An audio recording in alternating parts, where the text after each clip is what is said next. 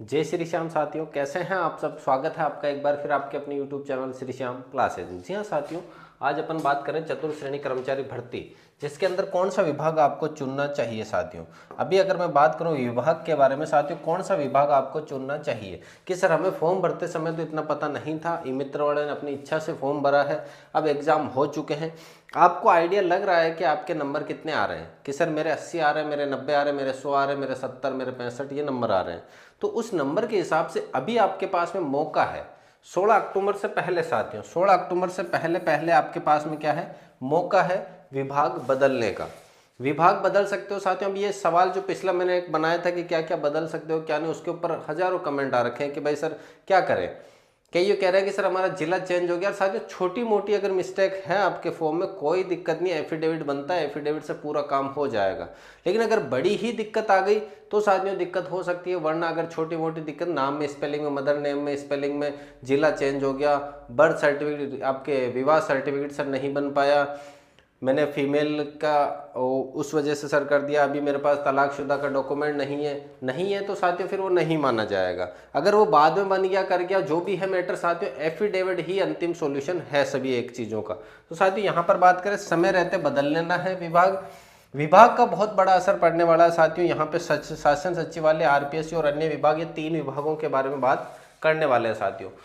6 अक्टूबर से 16 अक्टूबर तक का टाइम आपको दिया है। 6 अक्टूबर से लेकर के 16 अक्टूबर तक का टाइम आपको दिया है। आज हो चुकी है साथियों 10 अक्टूबर। यहाँ से अब आपको इनमें से कौन कौन से सर, जैसे कि मैं बात करूँ, एक 3 छात्र में बात करता हूँ।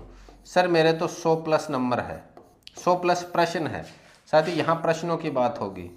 सर मेरे तो 120 में से 100 प्लस प्रश्न है। बहुत गिने चुने बच्चों के 100 प्लस मिलेंगे, वरना जो लग रहा था ना शुरू के अंदर कि कट ऑफ ऐसी जाएगी। साथियों हमने शुरू में भी 80 बताई थी, आज भी 80 बता रहे जनरल की, और कल भी 80 ही कहेंगे जनरल की 80। ये नहीं कि पहले दिन 90 बता दिए फिर अगले ही दिन हम सीधे 80 पे आ गए। मैंने कट ऑफ का साथियों जिस दिन पेपर हुए 6 के 6 उस दिन एक बनाया था और एक पूरा विश्लेषण करके बनाया, दोनों के अंदर मैंने 80 ही कट ऑफ बताई है।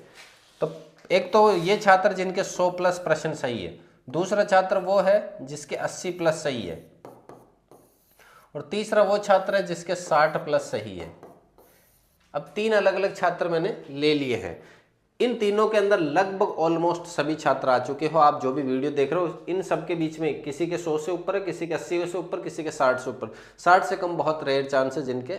अब कैटेगरी में 60 से कम है, जैसे कि अगर बात करें विडो कैटेगरी होगी, डिवोर्स कैटेगरी होगी, तो वहाँ 60 से कम भी जा सकती है। शासन सचिवालय के लिए साथियों अगर आपके 100 प्लस नंबर है, आपके 100 प्लस प्रश्न सही है, तो आपको पहली चॉइस अभी से किसको भर देना है साथियों, शासन सचिवालय को पहली चॉइस दे देना है। शासन सचिवालय को पहली चॉइस दे देना है।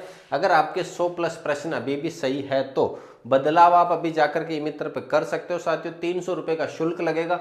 शुल्क कितना है, 300 रुपये का शुल्क लगेगा साथियों। उस शुल्क के आधार पर अगर आपने ये भर दिया, आपके 100 प्लस सही है, पहली चॉइस शासन सचिवालय भर दी, तो आपको शासन सचिवालय अपनी चॉइस के अनुसार मिल सकता है साथियों। कई छात्र ऐसे जिन्होंने नंबर तो अच्छे खासे आ रहे हैं, उनके 100 प्लस प्रश्न सही हो रहे हैं, लेकिन उन्होंने करे वरीयता क्रम पता नहीं, उनको खुद को ही नहीं पता। आप जो फॉर्म भरा है उसमें देखना आपने क्रम कौन कौन सा दिया है साथियों। सेकंड अगर मैं चॉइस की बात करूं साथियों, इस शासन सचिवालय में पोस्टें कितनी है सर शासन सचिवालय की अगर मैं पोस्टों की बात करूं आपके सामने, तो 594 पोस्ट है। कितनी है, 594 पोस्ट है। आरपीएससी की बात करूं साथियों, आरपीएससी के अंदर अगर मैं बात करूं तो 34 पोस्ट है, और बाकी जितने भी है साथियों ये पूरी की पूरी लगभग 51-52 हज़ार के लगभग जो भी है वो आपके अधीनस्थ कार्यालय के अंतर्गत आती है। तो साथियों पहली चॉइस आपको रखनी है, अगर 100 प्लस प्रश्न सही हो रहे हैं तो आपको रखना है शासन सचिवालय। दूसरा नंबर आपको देना है अधीनस्थ कार्यालय को। मेरे भाइयों किसको देना है, अधीनस्थ कार्यालय को दूसरा अंक नंबर देना है।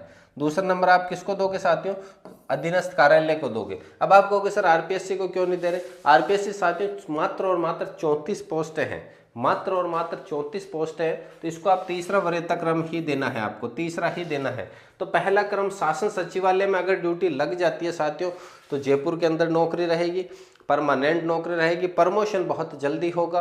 और इसके बाद में साथियों बात करें आप अधीनस्थ कार्यालय जिसके अंदर शिक्षा विभाग हो गया, आपके जितने भी विभाग है ना वो सब इसके अंडर में आ जाएंगे। फिर तीसरे नंबर पे आपको आरपीएससी चूज करना है। अब साथियों 300 रुपये का शुल्क लगेगा, अगर अभी आप अपना फॉर्म खोल करके देखना, अगर आपके प्रश्न अच्छे खासे सही है, 100+ प्रश्न सही है, तो आपको यही साथियों फर्स्ट चॉइस भरनी है। 300 रुपये का शुल्क लगेगा। और साथियों आपका कोई प्रश्न है और किसी भी प्रकार का कोई डाउट है तो आप कमेंट कर सकते हैं साथियों, आपके हर एक कमेंट का जवाब दिया जाएगा साथियों। मिलते हैं अगली क्लास में, तब तक के लिए जय हिंद, वंदे मातरम।